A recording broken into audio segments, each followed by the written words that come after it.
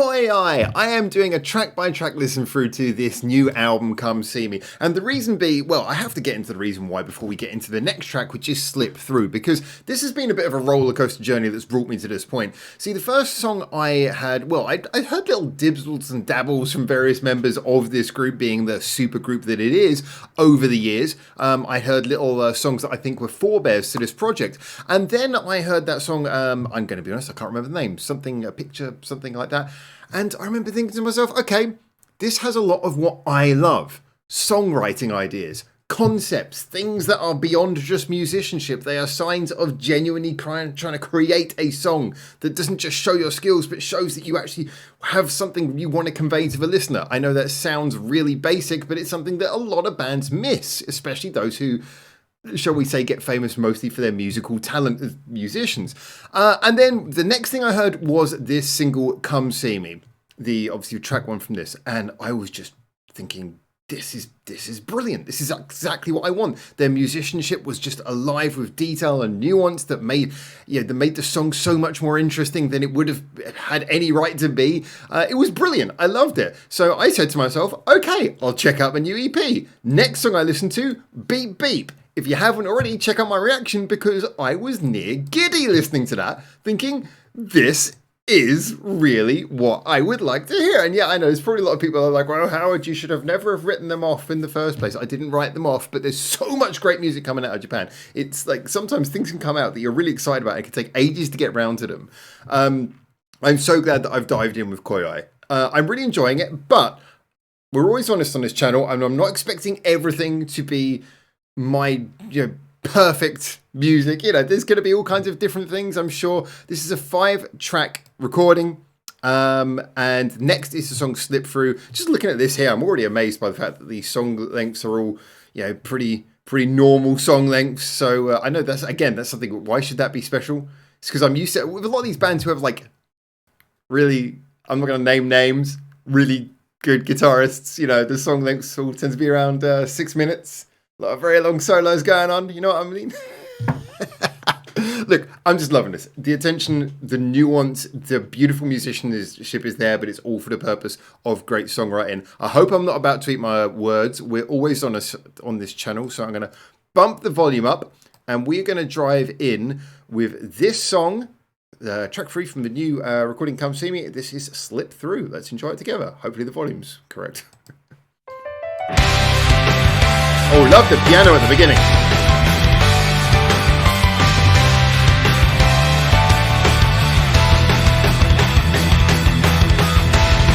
Okay, this is another one of the songs in the heavier direction. A voice that grows distant, loose breath caressing the heavy silence, deep solitude and the darkness, a place where no one knows, where we can hear our one silly, so that I never. Definitely like a melodic metal build-up.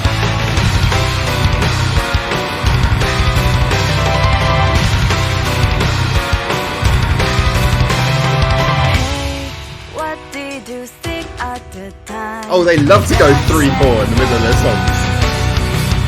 Just a little more and a little more. Reach deep for a hand.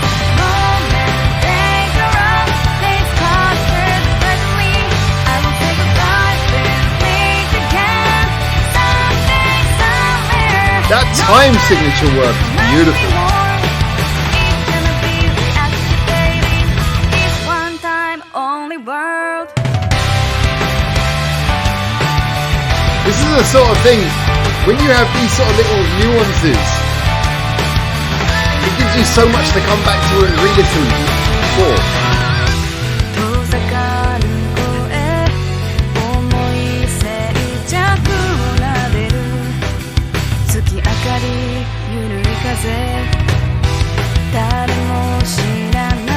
Ooh, that bass line.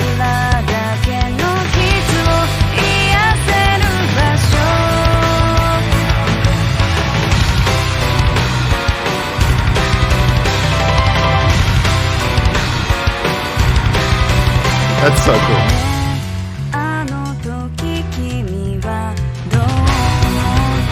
Loving those little jazzy breaks on the drums as well.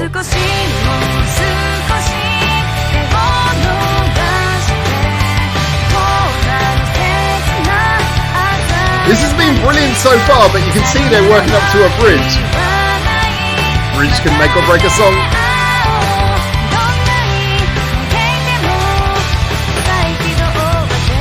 Alright.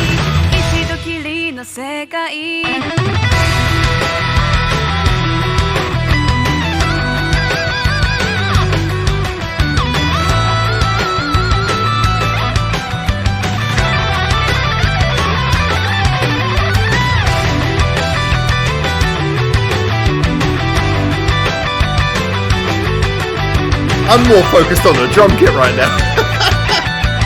I love this. I love this. This is such a beautiful...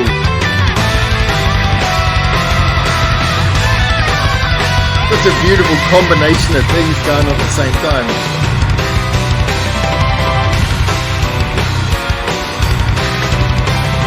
Hey, what did you think at the time? Without saying a word, just a little more, a little more. Reach deep for a hand. Moment, dangerous, they conquered the Wow. Yeah. 15 seconds left and I'm pretty sure I know how I feel about this.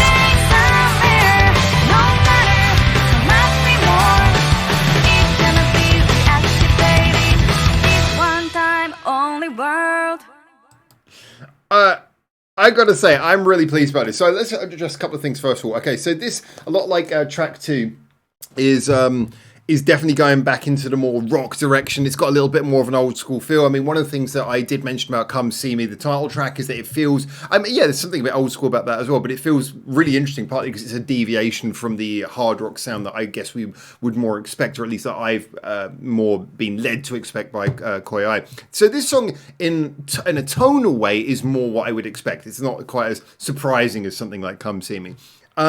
So given that this is more in line with what I would expect from a group like this, how does it hold up? Well, I told you I like songwriting. This really appeals to so much of what I like. The word that I often use, and I think this is a really important word when it comes to these sorts of things, is, for me, something which is showy is often a bad thing. Something that's effortless is really good. When something can sound really impressive, but there's not like one thing which is like punching you in the face and going, look how cool this is. It's like it's just a whole mold of things that are just effortlessly happening like a well-oiled machine.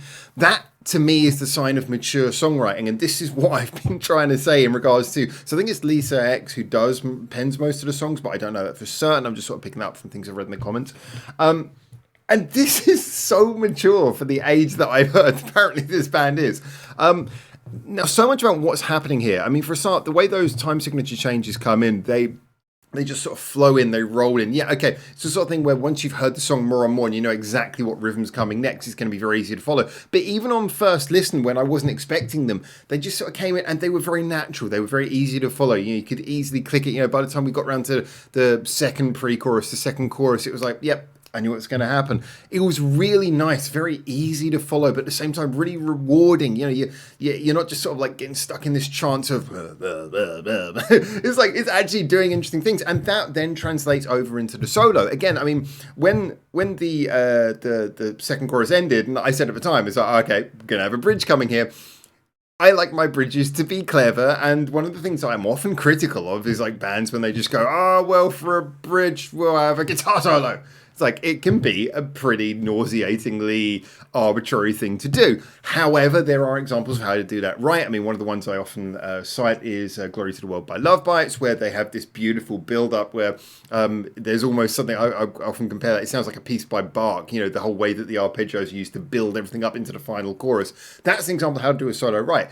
This is a very different but brilliant example of how to do a solo right, again, because when we go into the guitar solo bridge, it flows beautifully out of the second chorus, but then the rhythm again changes up, but you feel like you're just sort of, it's not like stopping and starting. It's not like, oh, here's a change. It's like you just sort of roll out into the chorus into that time signature change perfectly.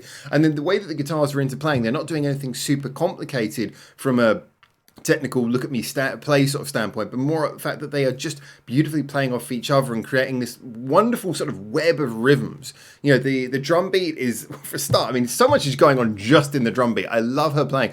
Don't have a name of the drummer, apologies. I'm only starting to learn who's who now. You know, Hazuki Lisa X, girl who used to be an Iron Bunny. Sorry to the drummer. Tell me more. She's amazing.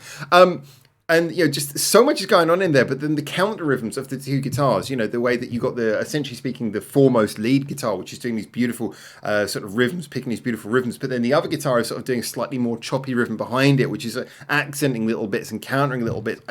I love that kind of thing, because again, these are all things that when you talk about them, they sound like such nerdy things, but it's the fact that none of that is stuffed in your face. It's not like, look at this. It's just a case of it just all gels together to create the beautiful sound.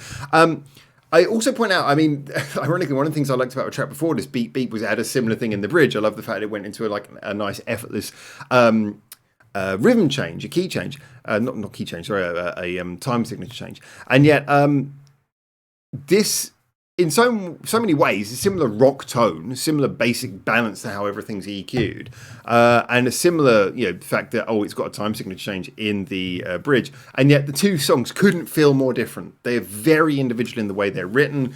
That was much more of just like a real rocker. This one feels much more almost theatrical in just the amount of changes, and there's a lot of emotional depth as well. It's not just the technical side, the emotional feeling comes across as well. It's got something of like a slightly sullen, reflective tone to the, I didn't get the lyrics, apologies.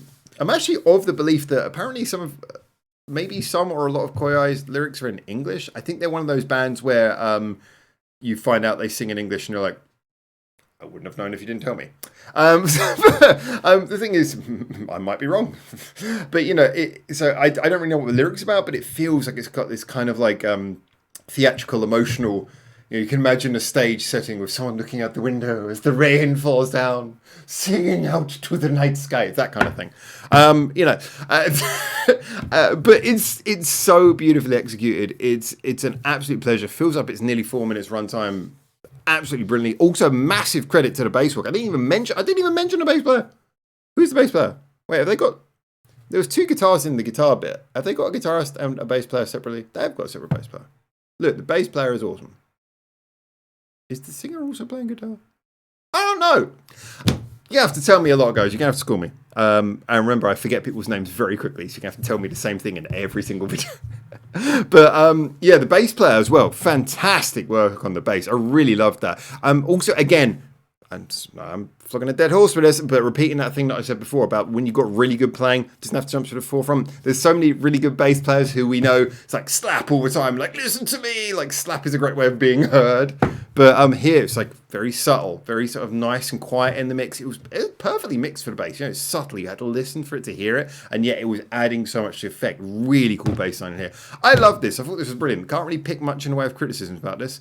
In the context of the album, it's different from the two tracks that went before, but it follows on nicely from Beep Beep, follows a similar tone, but does it in a very different way, executes it very differently. It expands upon a lot of the writing that we saw in that. You know, it fills up its, you know, it's 40 seconds longer than Beep Beep, and it does feel like it fills it up with a little bit more complexity in there. There's a lot of nuance. It's a great song with a lot of changes. It's got, I mean, I would say it's not the catchiest chorus, but I don't think it's even aiming to be. It's clearly an album track. Very good. I really like this. I'm on board the KOIAI train. Wow, wow, wow, wowdy, wowdy, wow. I did not expect to be saying this a couple of days ago. Anyway, get in the comments, tell me what you think as always, until I hopefully see you very soon on my next video, which will probably be the next KOIAI one, which is, what's it called? 8 AM. For now, ciao, ciao.